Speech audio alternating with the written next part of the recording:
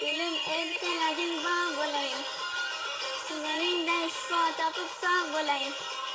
Kelgin gülüm erkelagin boy bo'layin. Sizlaringdan shifo topib sog' bo'layin.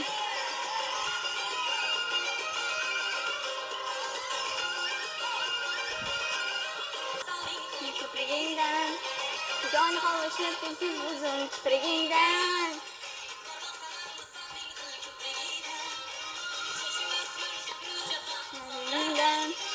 Tushunmasman jabru jafon azoblardan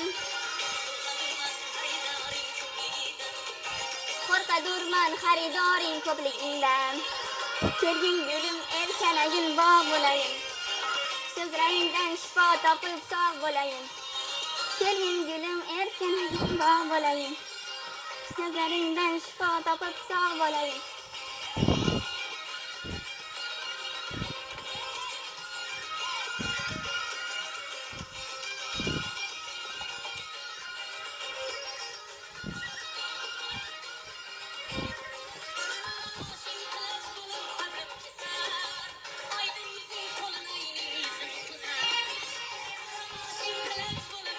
Kecha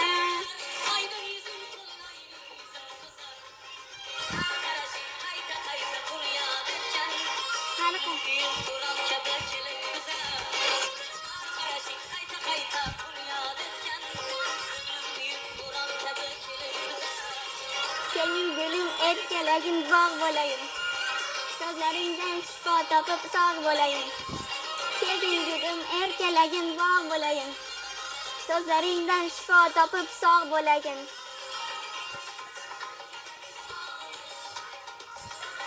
Shifo topib sog' bo'layin.